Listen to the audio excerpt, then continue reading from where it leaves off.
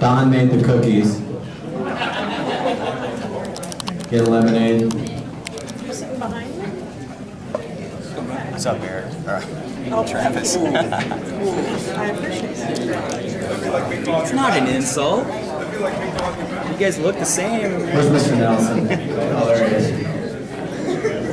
What's up? That's a swear word. All right, folks. We'll call the meeting to order. This is the listening post of Mason City Council on the subject of the potential of a multi-purpose center. Let the record reflect all council members are present. Let me just run through a few quick things and then we'll get started here. For the gallery, everybody will have an opportunity to speak one time. We'll have it for 3 minutes a pop. If there's somebody who's really kind of hitting on something, we'll probably just stop and ask you to raise your hands and get an idea of how many people are there. So we potentially have at least the potential of not having people repeat, which sometimes happens here, and we know that people want to make their numbers. So 3 minutes apiece. This is a listening post. It's not a venue necessarily for council comments. So what we have here right now currently is we've got primarily just demand from the committee, and they did a really good job, the 7 members that put that presentation here. What we don't have is we don't have cost, we don't have a potential location, we don't have financing. And I want to make just a quick point of clarification that's been out there about potentially a vote. If this happens and we use general obligation bonds, and is at the amount of what, 700,000, is that correct? 700,000, there will be a vote. It's just for anybody who's potentially talking about commenting on that. It's a very valid comment, but by law, we use 700,000 and it moves forward, there will be a vote, period. It's a law. For the gallery, I just want to make a quick point. Everybody, if you could, please turn your phones, pagers, etc. off. We want to try and be as respectful as we possibly can to the speakers who are coming here tonight, because everybody's coming out of their pretty busy schedule. And lastly, just be respectful to speakers and try and refrain from applause, booing, and other reactions. So, the clock is going to be right up there in front of you. For those of you, there's a lot of new faces in here who have not been in the room here at the brand new Mason City room at Mason City Public Library. The clock is right up there in front of you, and you'll be able to see it from the podium. So please feel free to form a line, and we'll start. Just watch the clock as we go. I will stop you in 3 minutes. Okay?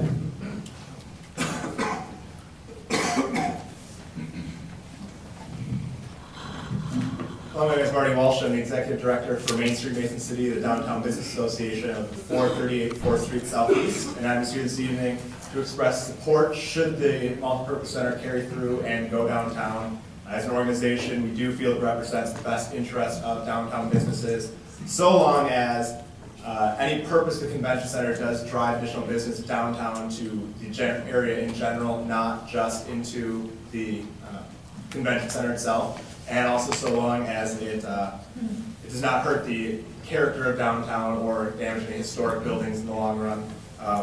We would encourage to learn from the lessons of other recent large projects, both downtown and in other parts of the city, and also that we acknowledge that, well, as has been discussed, the cost of the building might not be covered by the building itself and the services provided, but so long as that building increases business to the city in general, we need to look at it as a system-wide problem and not just an individual site problem, and make that realization in our personal considerations should it go to vote or if it gets voted on the council. Again, with Main Street Mason City my decision and through my discussion with members on our board that we would, in general, not in any specific means, be in support of the convention center or multipurpose center moving forward. Thank you. Thank you. Oh yeah, so you can form a line right down that wall if you want over here on the north side. Mr. Gilbert. David Gilbert, 1715 Hillcrest Drive. There was a survey taken of 939 people, 65% voted not in favor of this complex. Can Mason City support such a center? Should the taxpayers of Mason City be expected to foot the bill? Now, you know, I have a checking account, and if you people in here don't balance your checkbook, then I guess you don't know what I'm talking about.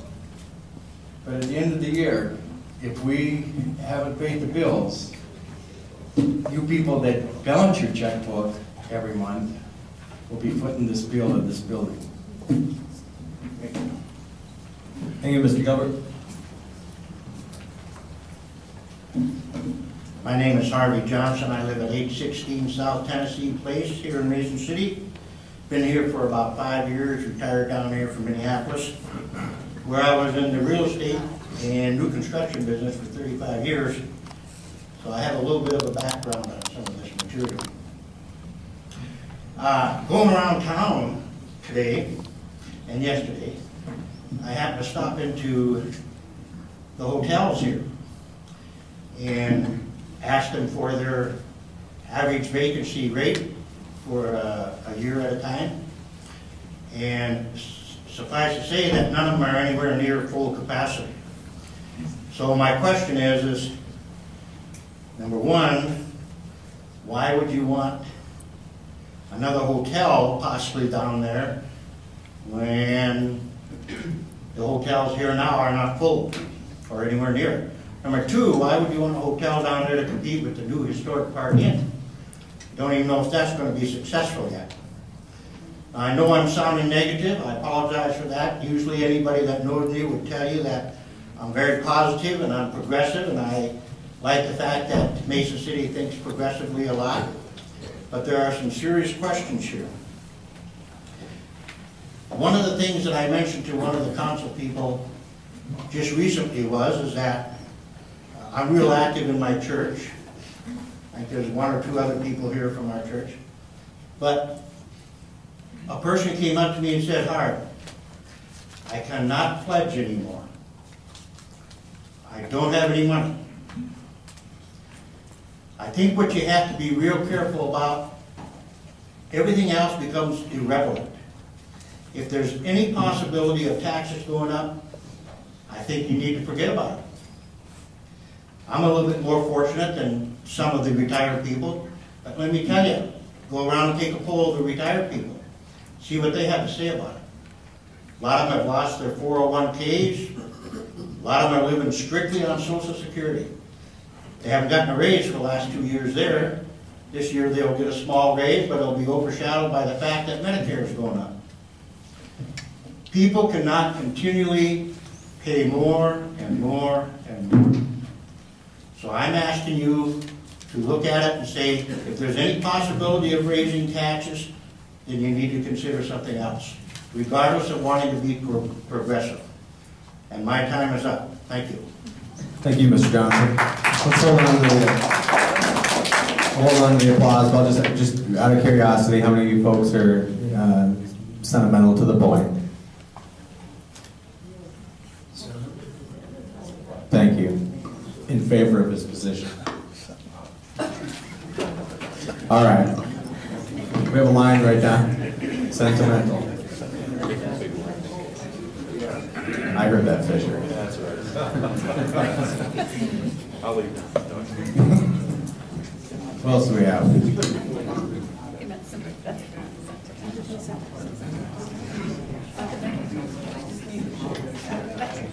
Ms. Proscott. Carolyn Grosstead, 734 North Carolina. I just want to say that I did complete the survey, and let some of my opinions be known to council members that I've talked to, or committee members. I really don't have an opinion. I came here for information. I want to know where it's going to be, what the site is going to be. I think all those things will make a difference. However, I do have some concerns that I would like to have answered, and that's primarily the civic center, whatever we want to call it. Is it going to be in competition? Have they talked to the fairgrounds about the hockey? I certainly support the hockey, but we've got a team coming in now. We have a whole flood area now. Can we have an outdoor place to skate in the wintertime? That used to be true in Mason City with a warming house and music, and the parks took care of that. Are we going to be in competition with performing arts out at Nyack in the community theater and Clear Lake, the surf? What kind of concerts are you talking about? If you're going to talk about mega, big, huge groups that we aren't getting at performing arts, and we are getting some big groups there, then who's going to bring them in? I mean, they cost bucks, and you're not going to get them for little or nothing. I don't disagree with having it, but I think all those things have to be looked into it, and I think we have to cooperate with the rest of the groups. Maybe the committee has done that. I don't know. So those are my questions more than anything else. The other point I'd like to make is we have this wonderful creek that's running through our town. We're called River City. I think it's wonderful what Charles City has done. They've come up with some fantastic ideas to bring people to their downtown and to utilize the creek. Shirley and most of the land we're talking about south of Willow Creek that's downtown would be floodplain, right? And if that's the case, if you're going to do any building there, you have to meet standards, flood standards. So those are just some things I'd like to think about or be brought up. Thanks. Thank you, Mr. Prosecutor. My name is Brett Schoeneman. I live at 944 6th Street Southeast. I want to address a couple different things. I was involved in this project in site selection and acquiring the options. None of the project is in floodplain. Floodplain is all the way over by Hardee's. It did get wet, but 75% of the homes in Mason City got wet, and we live in those. The Hilton Coliseum just flooded. Grand Ole Opry just flooded. Speak louder, please. Okay. Yeah, make sure we hit the mic. Okay, yeah, Hilton Coliseum just got 8 feet of water. Grand Ole Opry just flooded in Nashville. They remorsefully remodeled and moved on. We have insurance. It's not enough reason not to go forward. If you ask, I sell real estate with Schoeneman Realtors. If you ask me if we need another real estate firm in town, I'll tell you definitely not. If you go into a hotel and ask them if they want competition, they're going to tell you they don't have enough occupancy. They don't want competition. So you need to get your information from the Star Reports. I listed and sold the Hanford Inn out on Highway 18 there, and we did a report and showed almost 70% occupancy for that hotel. When that report got out, we sold it 2 days later to the Holiday Inn Express. We're in conversation right now with 2 other hoteliers that are looking at this site. It would be completely private money spent. It would be their money spent, not city money to spend to buy that hotel. So yes, there is a need. I'm not a hotel authority, but I sold the Holiday Inn Express. That's a joke. I don't have time for jokes. I have too much to say here. I would offer, if anybody would like to come, I have answers for a lot of these things. I would love to chat with more people about this. We're just under limited time here. If I could say just one thing is, what we need jobs and amenities to a city.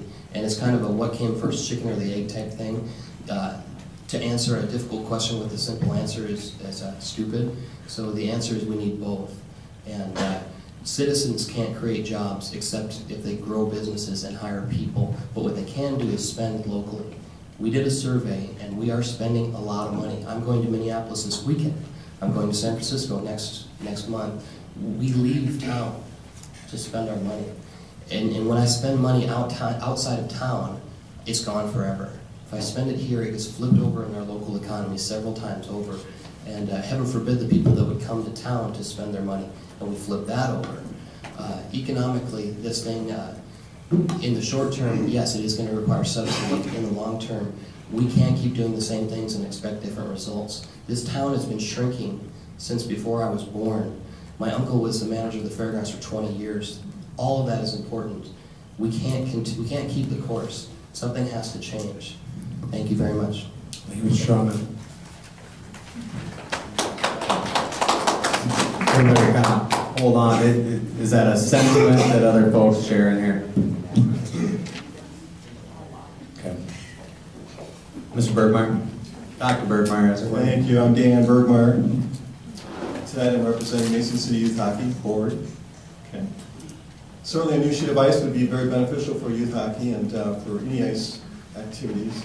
But before I speak about that, I'd like to just talk a little bit about Mason Youth Hockey and its history. Currently, we manage the ice arena for 6 months of the year. The arena, in the arena, we house about 200 youth skaters. We host a figure skating club. We host an adult hockey league, a referee program, a coaches program. We manage a high school club hockey team that plays in the Midwest Hockey League. Play 36 games each year. We feature a JV and a varsity team on that. We've hosted junior teams in the past. As someone said, we're having someone else back in again this year. They'll be joining us, a junior team. We provide the ice to provide public skating for our community for 6 months of the year and other ice-related activities. Mason City Youth Hockey is a volunteer-run organization. We do have some employees, but for the most part, it's all volunteer. We've been doing this for about 30 years. We do it because we believe in our community, we believe in our kids, we want to provide opportunity locally. We can certainly do it someplace else. A little bit of the history in the late 70s and 80s.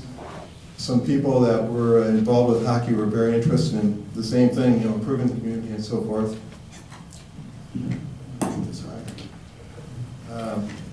So those people got together and they raised about $330,000 and they gave it to they brought it to the county and said we want to build a facility. Several horse organizations raised $60,000 and put it in the pot. And a very generous donation from the Kenny Lindstrom Foundation, $400,000 was raised, or was put together. And with that group, and with that money, these people went to the county, and the county said, put it on the fairgrounds. And they did. And they then just gave it to the fair to manage. That was, again, 30 years ago. 6 years ago, I'm running out of time here.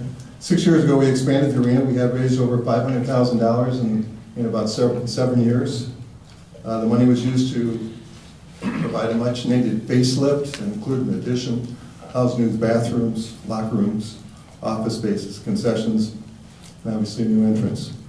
Vision Iowa helped us there with $120,000. Team came together. We did that as a team, as we did the arena as a team. Today we're faced with a much larger looming challenge. The floor and ice making equipment's about ready to go. We've been able to make repairs and keep it workable, but potentially it could die at any time, and it's about $1 million cost. So we have $1 million. I'm out of time. Yeah, you are. I think I started late. Well, yeah, no, it's okay. I'm sorry. Can you hand it off to some of your other hockey folks, or if there's anybody else here, then they can kind of continue? Sure. Well, just take it back, because I need to be fair to everybody here. Okay. And three minutes all the way I did through. start late, but you had asked a question. That don't work for me. No,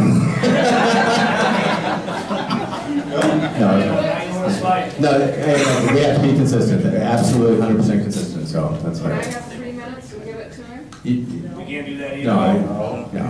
Fairness, Okay. catch your 3 minutes. It's all right. It's all right. Catch your 3 minutes. I had 3 minutes. Actually, I had 2 minutes and 50 seconds. Doc, it don't work, go.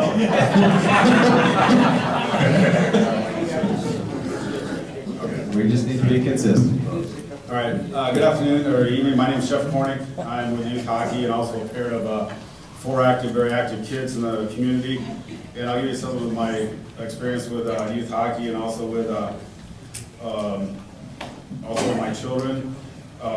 With our youth hockey program, you know, we have to spend money to make money, and that's one thing that we've done over the years, is we put money into the arena, and it gives opportunity for other teams in our high school league and the junior team to come to town. They spend a lot of money at the hotels, gasoline, and restaurants, and that's what we have to consider. A lot of this stuff, it's not like an industry where we're going to bring in 200 jobs, but we bring a lot of money and a lot of activity into town. And that's one of the things that with my kids, we travel all over. I have 4 active kids in sports, and when we go to town and on teams, I know a couple weeks ago we went to Altoona, and I bet our team spent over $2,000 there for the weekend. And so a lot of money like that comes into the community. And I know from experience working with a parent that was looking at Mason City and wondered what kind of a soccer program was in this area. And that was one of their things about moving to a community was, what's your soccer program like for a girl? And I never heard why they were moving to Iowa or whatever else, but these things are important when people look for jobs, is what's my kid gonna do? Is there a program for hockey? Is there a program for music? What, you know, all these activities. They can get a job anywhere, but if they go to the community where their kids are gonna be involved and be active, then we're gonna have people that come to this town to look for jobs and grow everything that way. But Mason City Youth Hockey, we're you know, willing to work with this program and keep our options open. But we need to stay positive and look to improve things. I go to communities that are way smaller than Mason City, and I can tell you they have way better sports fields, soccer fields, everything. And so there's more to life than having 20 industries in town. You need some place for these kids to go unless you want them vandalizing the streets and the buildings. So it's good to keep our kids active and keep them on a positive you know, trend in life. Let me see what else Dan has here. Yeah, I think that's about all for there. So that's why, you know, as a parent, we travel a lot, and like Mr. Shulman says, we go to town. I'll drop easy on a weekend trip, like I'm going to Fort Dodge this weekend, and we'll easily drop a few $100s down there. So, you know, that's what I mean by having things in our community that are good amenities, that, you know, like NIAX Auditorium brings a lot of people into town, our softball complexes, our youth hockey. It's all going to bring people into town. Once they see, along with our library, along with our museum, and everything else, it's a good win for everything. Thank you, Mr. Cronin.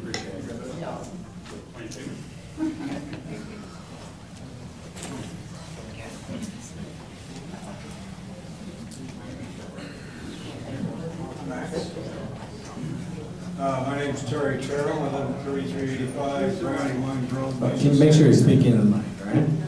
There you go. I just shudder every time the council meets these days. We do all of these things for Mason City. Growth. I remember Northbridge, Don. $10 million we spent on Northbridge, and that was for a vibrant downtown. And then we spent $10 million on the library, and that was for a vibrant downtown and a growing downtown and something for the people to do. And now they're spending $20 million on the Park Inn, and that's for downtown. And we spent over $3 million on the streetscape, and that's for downtown. And I don't know what that bridge costs. I think it's a couple million, and that's for downtown. And now we need to do something for downtown. I think that's $45 million. Not one new job, not one new tax base, but it's to grow Mason City. Just think what you could have done with $45 million if you really wanted to grow Mason City. and bring new jobs. If you're a senior citizen on fixed income and you live in Mason City, you don't need any more things to be brought to Mason City. Our taxes are going up at the rate of 5% a year now, and certainly a project like this is going to be more than that. So I say it's time to take a break. It's time to let these things grow that we spent all this money on, see if they are going to produce anything. If they do, fine, then we can proceed with something new. But we don't need something new every week to spend our money.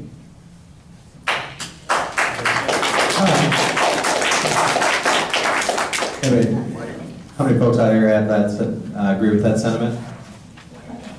Okay. Next. Who's next?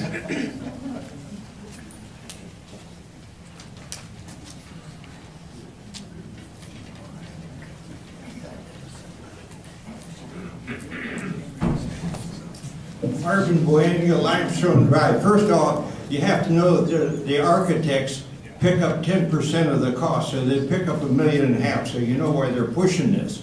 The other thing, for the people that are for it, if they vote for it, are they willing to put their money where their mouth is and put up $1,000 or $2,000 till we get 10 million, and then we could have a good down payment on it? That's my question. Thank you. Go ahead, sir.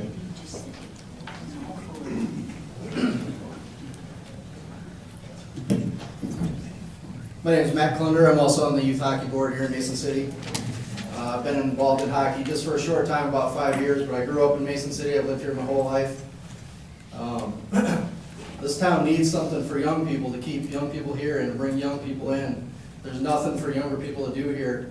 The partying isn't going to bring young people here, you know, things like that. It's not stuff that me and people my age go to see. The library is nice, but I don't come to the library to use the internet most of the time.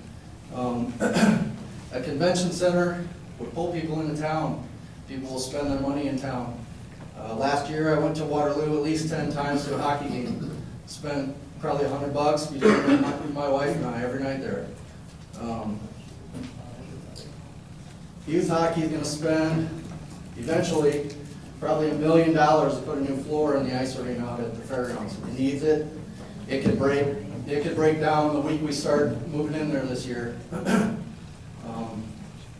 I guess we'd rather have $1 million going to a new facility that's going to benefit everybody.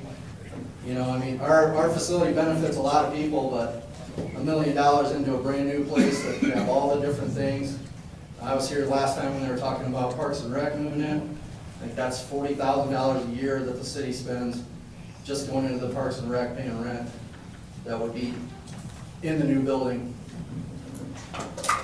They talk about the tax base. I think a new hotel would pay a lot of taxes into Mason City. I'm pretty sure the hotels now all do. I know Albert Lee and other places have a lot of things in the summertime on their ice. That's what we were talking about. The committee was talking about 2 sheets of ice. They could have tournaments, all kinds of things in the summer that would bring in people. That money gets spent locally instead of getting spent in Albert Lee or Minneapolis or wherever.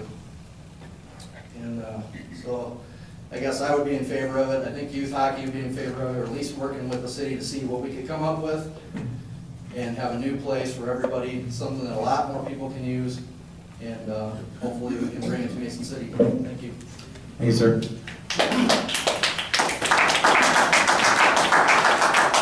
Okay, let's try and kind of hold the applause down. Are there folks here that are agree with that sentiment?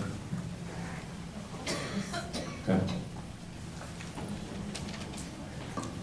And just out of respect for folks speaking, and I know, just trying to kind of keep the chatter down in the gallery, because we want to be respectful of everyone who's up there. So, My name is Pat Steinfort, and I live at 304 3rd Street Northeast. And it sounds to me like this is strictly hockey, hockey, hockey. There's a lot of people in Mason City that aren't even interested in hockey. I say let's have the hockey people have some big fundraisers or something and repair the fairgrounds, repair the rink at the fairgrounds. And I also believe that this definitely should come to a vote of the people of Mason City. Thank you. Thanks, Senator. Fully applaud.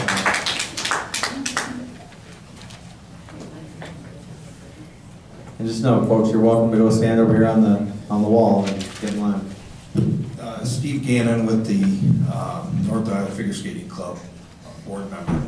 I don't know what portion of the fees, you know, that all the girls pay and the hockey association, all the kids pay, but it's, you know, I don't know what portion of that money that we would pay for ice time. I mean, it's not all just taxes. I'm assuming that maybe the facility would make money, run on a positive cash flow. I don't know that, but it's not just a handout, I guess. There's quite a bit of kids that skate with hockey and the figure skating that are going to put a lot of money into this too. And I just don't know if everyone has that whole financial thing burden figured out. And the other thing, you know, we can bring a lot more skating shows. We could have our own competitions where we don't today because of, you know, a facility we have. So that would bring some more. And we would assume to be renting the ice time too. It wouldn't just, you know, be free. Thank you. Thank you.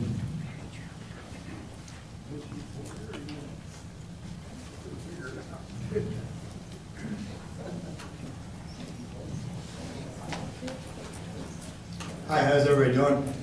My name's Travis Bailey. I work at Harley Davidson in Bay City, sell motorcycles, and I live at 115 North Pierce Avenue. I've been living in this town since I was about 12, on and off. And when I was younger, I believed that I wanted to get out of here as fast as I could because there was very little to do here and there wasn't a lot of opportunity. Nonetheless, I have 5 kids here, and they're all growing up, and I'm not going anywhere. So my thought is, we need jobs, and I want growth, because I want this to be the best community that it can be for my kids. Not necessarily for me, but it needs to be for my kids, because, you know, I'm gonna go away. This town has been dropping, I know, since I was little. Someone had said that. I don't understand how that can possibly be happening, but whatever we can do to stop that, I'm all for it. I don't know what amount of money that's gonna take to finish that off, but let's spend it. It's not just for me. I like hockey. I don't play it. My kids don't play it. But let me tell you a quick story, and I got 2 minutes left to do it. I went to a school in Minnesota. The school's called Shattuck St. Mary's. It's in Faribault. When I went to that school, the school was dying. It'd been there for 150 years. It's about 160 years old right now. That's about what this town is, I think, or somewhere close to that. The school's going under. I played hockey up there. They had a dilapidated, terrible rink, but they had one, but it wasn't very good. And I'm not very good, so I was on the starting team. I left there when I graduated, and 2 years after I left there, they made one infrastructure investment, one. They built a huge hockey arena at this boarding school. That's all they did, one large hockey arena. That school is booming now. They have high records of I think they're at the highest levels that they've ever been at people coming, and they come from all over the world to go to Shattuck St. Mary's because they have a hockey arena. They play girls teams, they play boys teams. And that's the easiest, quickest story I can think of to say, do we want to grow? Do we want to be bigger? Do we want to be the best? Or do we want to be afraid? And I don't want to be afraid for my kids. So I'm all about it. That's what I would like to do. So if you guys are brave enough to get it done, I'm behind you. Thanks. Mr. Bailey. Come on.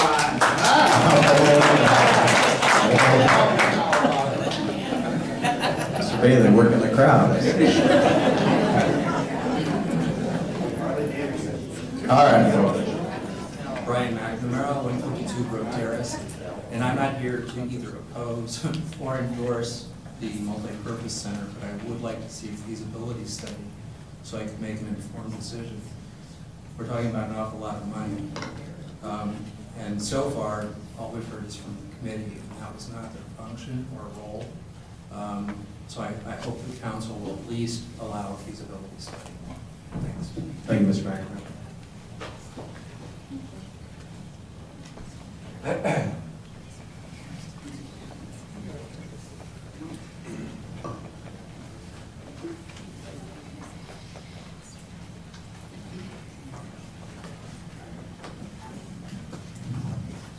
Tom Kirby, and I live at 6 South Indiana. I'm just going to speak off the cuff. Maybe you've seen me on KIMT. I'm a local celebrity, I guess, but I try to keep things positive. And I can only speak from being a teacher, from being a coach, and being from a young person in the community of Mason City. Young people in Mason City can't wait to get out of this town. I coach high school seniors. They can't wait to graduate and get out of Mason City. We have to change that somehow, okay? Some of them are going to Nyack for 2 years, but then they can't wait to graduate from Nyack and get out because there's nothing keeping them here. There is no reason for them to stay in a community that is dwindling, that is, like the population is dying here. Okay, not literally, I'm saying that the numbers are dying, okay? And what we need to do is we need to find a way to grow that population. And this Civic Center will bring in young acts, comedy acts. They'll bring in concerts. We have a nice university south of us, University of Northern Iowa, Iowa State University. Those college students are looking to get out of town for one night and come up for something. They need something like that, and they would come up here. I know I drive to Des Moines, it's a 2-hour drive. I drive down there for concerts, comedy acts all the time. I drive up to the cities. And like everybody's been saying, I drop money in those communities. That doesn't come back to Mason City because I'm from here. It stays there. And so if we had something like that that would draw people in, we would have that money in our community. And I said this on KIMT, we missed out a few years ago on a casino. I know that those teachers have more money than they know what to do with. From personal conversations I've talked to, they don't know where to spend all their money. Meanwhile, our schools are scrapping together money to renovate muchly needed facilities that have asbestos in them. I mean, that's something that I feel we missed a big opportunity. Those students get, I don't know exact numbers, but they get scholarships. Every single one that graduates from schools in Worth County get a scholarship to go to college. Pretty sure that would bring families to Mason City if we would have had something like that. I don't want to miss out on another opportunity for something that would bring families and young people into our community so that we would no longer be dwindling, but we would be booming. Thank you. Mr. Kirby.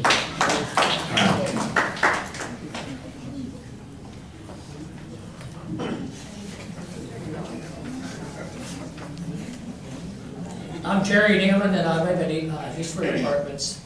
And most things that will be said tonight, the only thing I don't care for is the word multi-purpose word. That's an antique word. It's an event center. As far as I'm concerned, it's an event center. And I think it should be called that.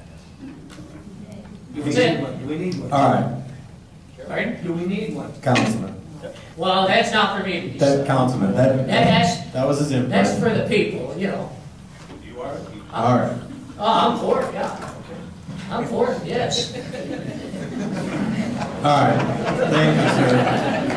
You nailed me down.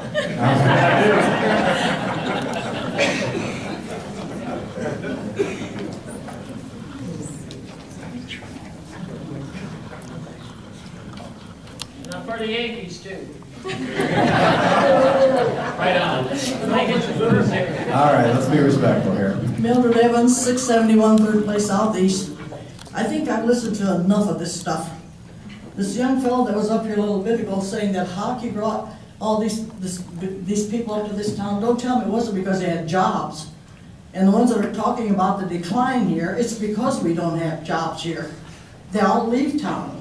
And then we get a chance to get something, it gets voted down. All of these people out here, look at how many are senior citizens. Who do you think's been carrying this tax load for all this money we're spending? It isn't the young kids that want hockey. I've got 8 grandkids and 8 great-grandkids. I love them all. I like to have everything for them. We cannot afford it.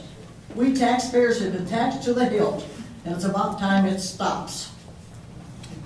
Thank you, Ms. Evans. All right, roll call now. Jake, what's your name?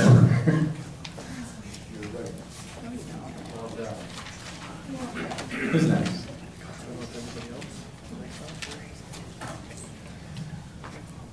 It's really important that you speak.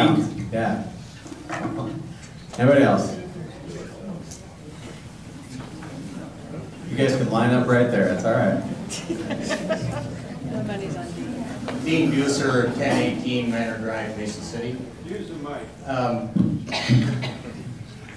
I don't know about why don't, did I get the thought that the hockey people want to take $1 million and put toward this rather than fix the arena?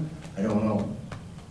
If you're gonna do that, you better be waiting about 10 years, because the track record that this city has with getting anything done with the taxpayers' money, overspending, overrides, we got one right now. We're in a boondoggle with the downtown. Can't get it done. Got all the money in the world, mine, and the taxpayer downtown, can't get it done. You people in the hockey are waiting for these people to get arenas for you. You got a wait coming. You don't have a good track record about getting things done without controversy and without my money. Thank you.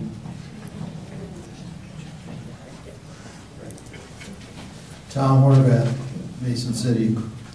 I guess I've filled out the survey and listened to the news reports and talked to people, and I just don't think that this is a justified expense at this time. I see some of you are keeping track of no's and yeses, and if something like this needs to be more fully addressed, I'd say somehow let's have a vote of the people, not just the people that come out to the meetings. You know, there's a few, I don't know, 200 whatever people here. Let's put it to a vote of everybody that pays taxes before we get ourselves into another situation where we're way behind the 8 ball, and 2 years from now, well, gee, we thought we'd have enough money to justify it, but I guess we don't.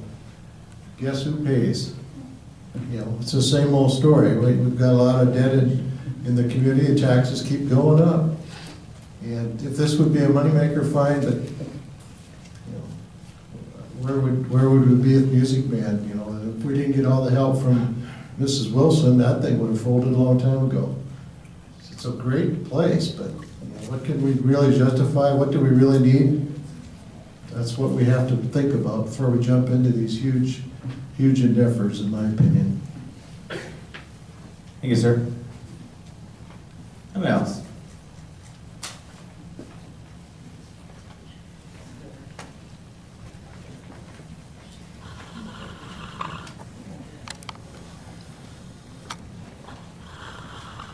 Cheryl Weitzel, and I'm at 16 Oak Farm Road. I would agree with Tom Horvath's statements that I think that this needs to be brought before the whole city as a vote, because you are going to ask every citizen to pay for it. So that's just my thought. Thank you, Ms. Weitzel.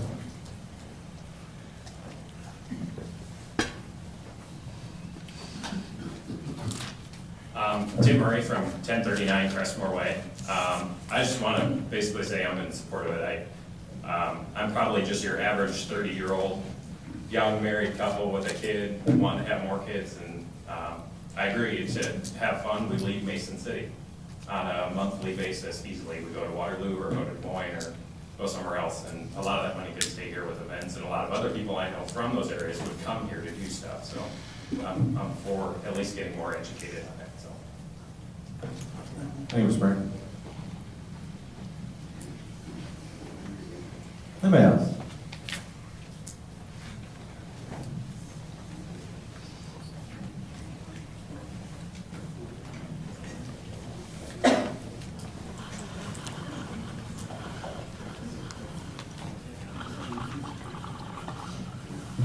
Good evening, good to see so many people here. I'm Randy Cram, Berglund Cram Architects, and I'm the reason you're here, I guess. Pardon? I was just talking to the gallery. Oh. Your respect. I think the reason we brought this project in front of the council is several reasons. One, having been involved in development in 8 states over 35 years, we've seen investments like this pay huge dividends in communities, and they really grow. We were involved in the Cedar River complex in Osage. That project was about an $18 million project. It was done without a vote. They did private fundraising.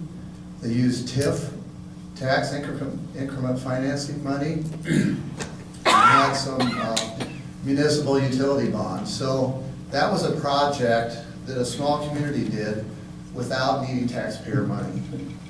When we presented this to council, we had 3 criteria. One was we need to control the property, so you don't displace businesses and people in our community. 2, we wanted to make sure the facility could run on its own. When we went down to Waterloo and looked at their facility, which they didn't have the ability to convert it for events, 17 out of the 19 years, they broke even or made a little money without the investment the city made in putting money into the facility for maintenance.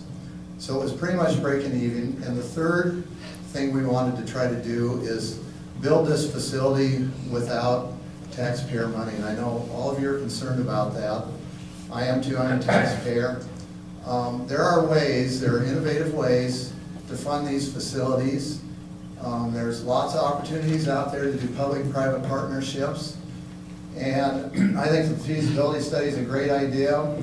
I think we can figure out a way to do this as a community and maybe not affect the taxpayer that much. So that would be our goal. Thanks. Here, Mr. Grant. Who else?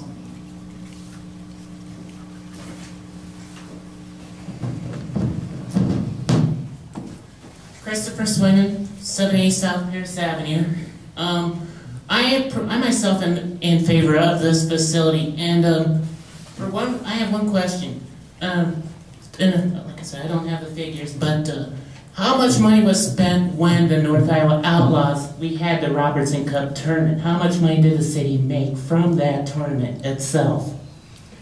And as to the taxpayers, yeah, I can see your concern about it, but unfortunately, like say in March, I'm going to be going up to the cities for a bike show. I can easily spend $500 to $1,000 easy on that show, just by staying in a room, lodging, maybe catch some activities in the cities. So I understand the Harley Davidson guy's point. If we do build it, we could get some events like the Dottie Smith Bike Show to Mason City, so that these young folks can enjoy something like that. Thank you. Thanks, man. Who else?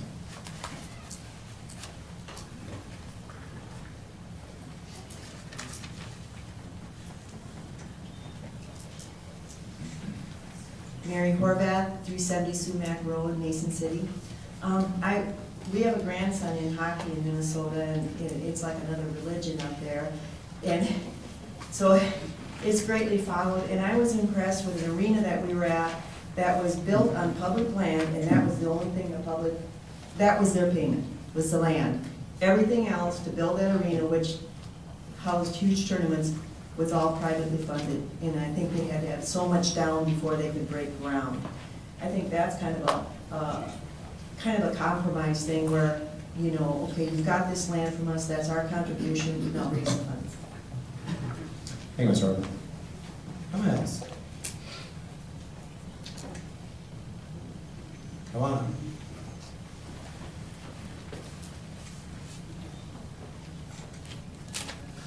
Hi, I'm Roxanne Pauls. I live at 2910 Rainbow Drive. I work for Trinity Health out of Novi, Michigan. My husband works for Mercy North Iowa in Sheffield, Iowa. We have 2 boys that are really active in hockey. They happen to be my step boys. And then we have older kids that also live here who said they'd never come back. One of them works at Mercy North Iowa, and the other one works at Head Wheels here in Mason City. And I just want to appreciate all of you for, I've never been to anything like this. This is very similar to a learning methodology that I use at work, and I just appreciate seeing it in action here in Mason City. I'm not here very much, I'm only here mostly on weekends. I spend a lot of time watching hockey and a lot of time watching baseball. My husband's at the baseball game right now, and I'm here sort of representing the two of us. So thank you. I just appreciate being here and the opportunity to speak and listen. Thank you. Who else?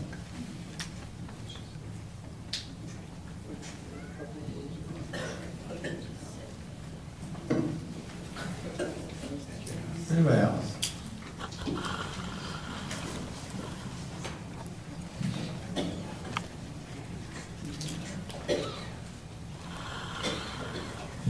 My name's Elizabeth Neuhoff. I live at 914 14th Place Northeast. And I don't understand a whole lot about hockey, but I do understand competitive figure skating. I'm also a professional musician, so I understand that world right there. A place like this, I think about our friends in Clear Lake, and I think about the Surf Ballroom in Clear Lake. There are so many remarkable bands and artists that visit the Surf each year. And I'm not sure if the Surf operates on a series like Nyack Performing Arts does. It doesn't appear to. I'm not sure. However, I think that if we had a performing arts complex, plus the hockey, the events center, I think that more events would be drawn to the Surf if they had another place to perform here in Mason City. Nyack is fully booked a few years in advance. If we had something like this, maybe we could help each other out. As far as the figure skating bit goes, I was raised in St. Ansgar, which isn't far from here, and it was either skate competitively in Austin, Minnesota, or don't skate competitively in Mason City. Which one do you want? I skated competitively in Austin. And I think that was a huge part of my world. It meant the world to me. I can speak for my friends in hockey too, huge part of their world. But as a music person, I think if we could somehow think about our friends in Clear Lake and what they do to bring in the music, how could we help each other out? I think that would be a good thing to think about here. So I am definitely in support. Thank you very much. Who else?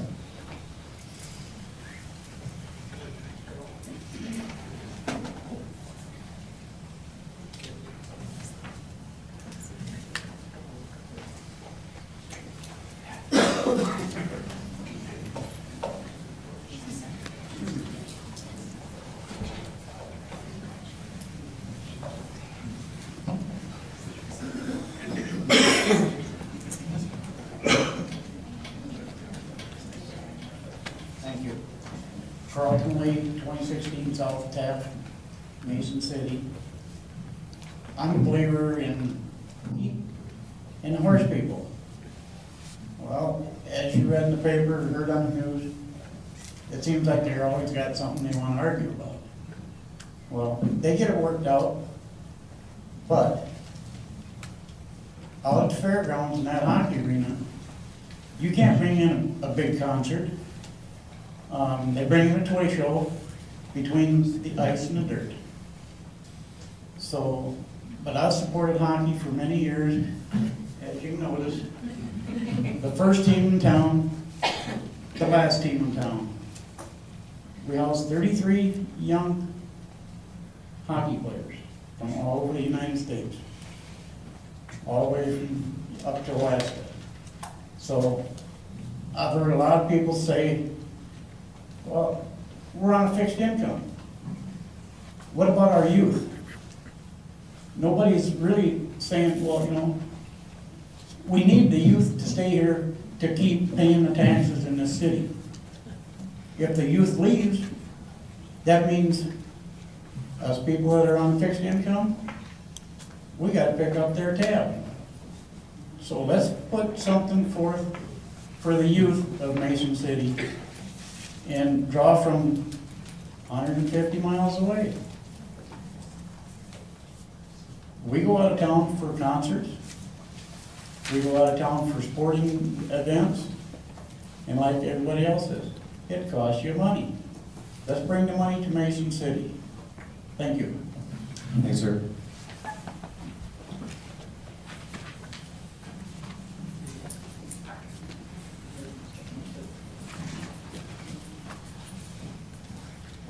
My name is Earl Mason.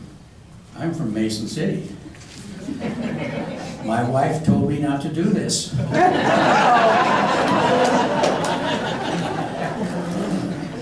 However, I grew up in Mason City, and I remember as it was.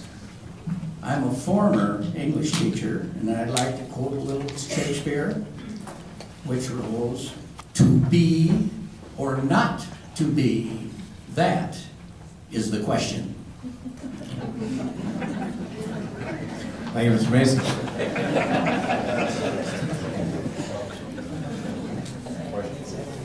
Anybody else?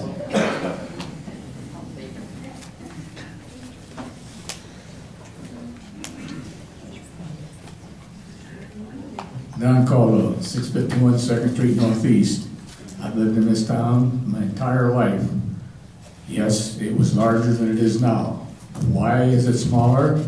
Simply one thing. We used to have plants like Deckers that had 1,500 people, cement plants like 300 or 400 people, and other places.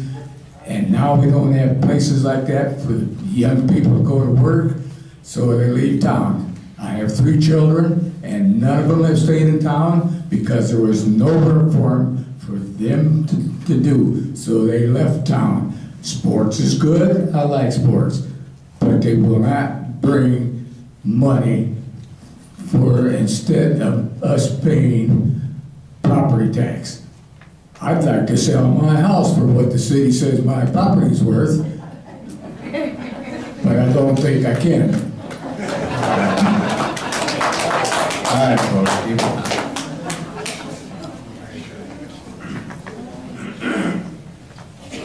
Nobody else?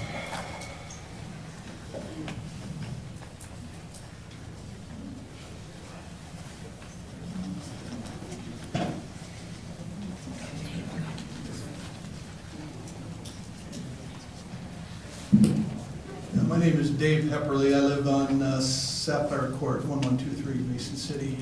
I guess, you know, obviously this is pretty divisive when it comes to this topic already, but I'd like to make just a couple points. What I hear from a lot of people is they want to, you know, say this is all about hockey. Obviously, I'm a supporter of hockey, but it's not all about hockey. It's about a lot about the youth in this town, and about people that live here and people that really care about the town.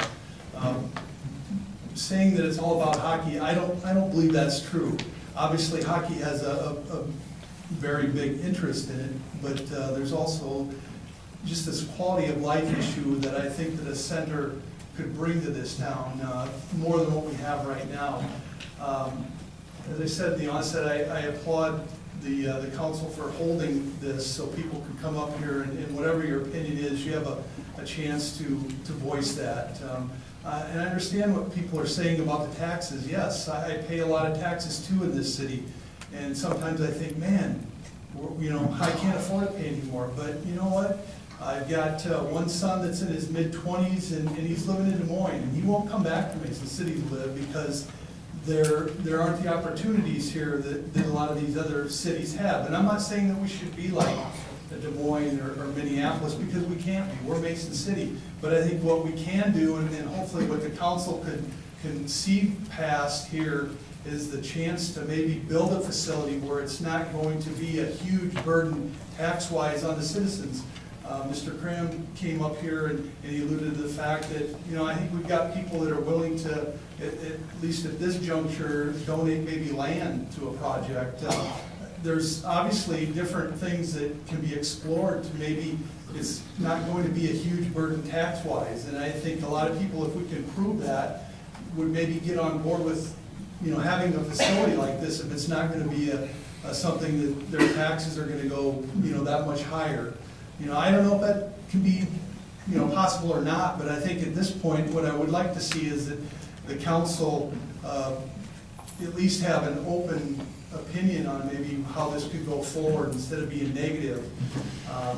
My last comment, I guess something that's kind of stuck in my craw a little bit is I've gotten 4 mailers to my house, I believe 4, but at least 3 in the last several months from my ward councilman. And what I observed in all those mailers is that person is, in my opinion, doing whatever he can do to make sure that this doesn't get built. And I think he's trying to build consensus personally that way. And that's disappointing to me, because I think a person in that position should at least be open to, let's look at all the possibilities and then make a decision, not shut things down before they have a chance to grow, or at least give it a fair chance. Thanks, Jim. Thank you. Appreciate it. Somebody else? Another Yankees fan. Good evening, everybody. My name's Alex Q, and I live at 1606 South Delaware. I'm sorry I'm underdressed tonight. I was out at the baseball complex coaching my 5-year-old Little League Yankees. And that's just a perfect example of an area where people came together, raised money, put in an investment, and there was hundreds and hundreds of parents out there. They were in line at Northwestern Steakhouse, they were going to Maria's Kitchen, they were spending their money, they weren't in their house, watching TV. One more comparison I want to make, some people in this room know this, but I live here in town, but I also farm south of Charles City. About 5 years ago, my father, my brother, and I, we partnered with the Iowa State University Turf Grass Management Department, and we built the only bent grass tennis court in all of the Midwest. There's 11 in the country. And the reason I say that, we have literally hundreds and hundreds and hundreds of people over the years flying to the Mason City Airport, drive over to Charles City, play tennis. Now they have the opportunity to go on the kayak course. We've had people who are developers talk about different opportunities in the area. They talk about our hard working workforce, people that are dedicated. They would never be here unless we put some money into it. So basically, I wasn't planning on talking tonight, I just wanted to agree what Mr. Latham said a couple weeks ago, that to make money, you have to spend money. Thank you. Thank you. Somebody else?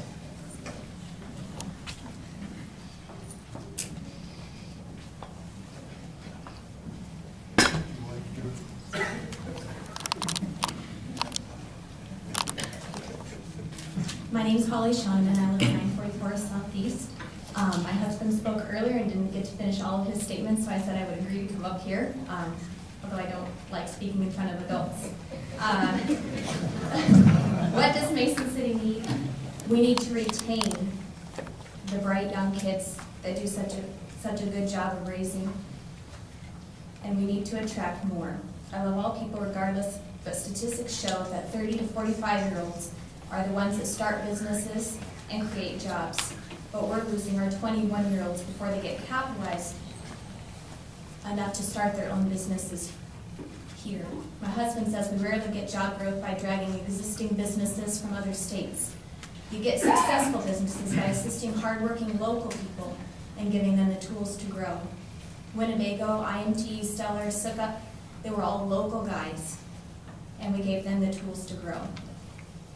They started small and are making an enormous impact on North Iowa. But if we don't retain the next generation of these entrepreneurs, because we aren't giving them the amenities that competing communities are giving them, we'll be in trouble. It's not that we won't grow, we'll shrink. Make no mistake, this is a direct competition over these people, and we're losing that battle. But we don't want to lose the war.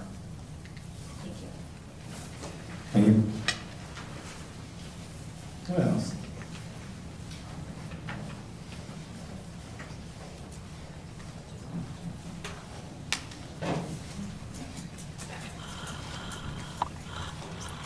What else?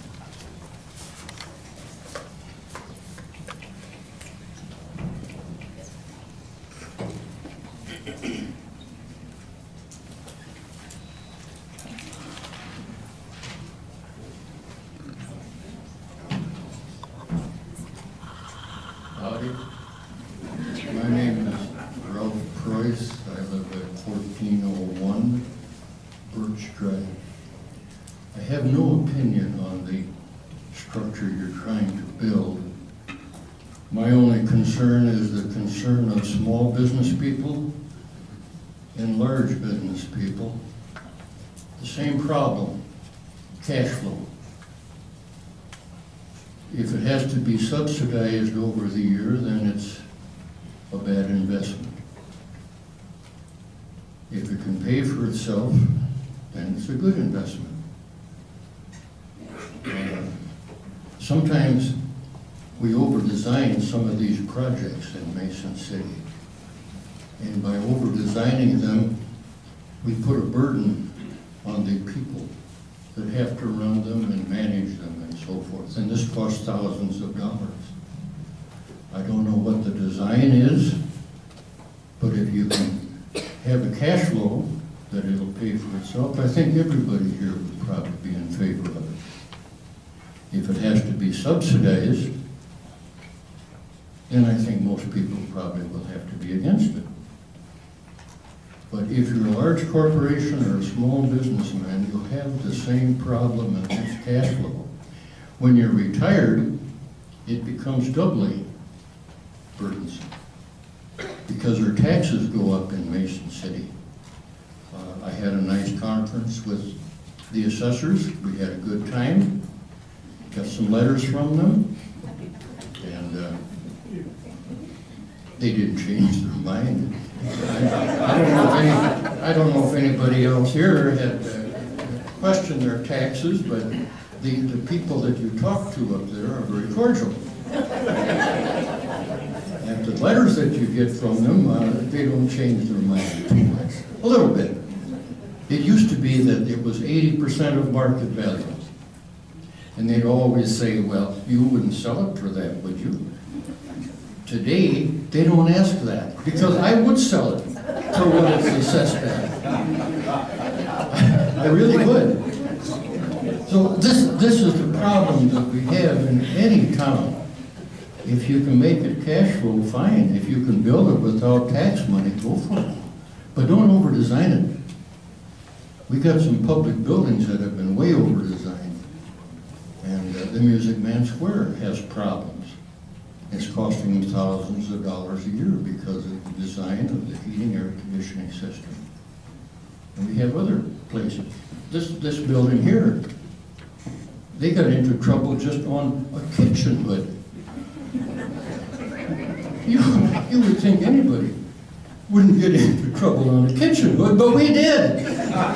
Hey, we're in Mason City. All right. But if you can prove to me you got a cash flow. No, your time's expired. I appreciate it, Mr. Price. Thank you very much. Oh, really? Yeah. I have a story I wanted to tell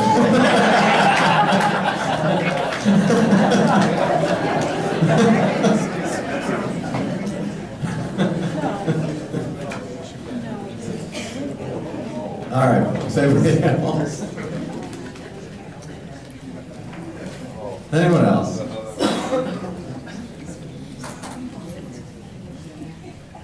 Anyone else? All right. Going once, twice. All right.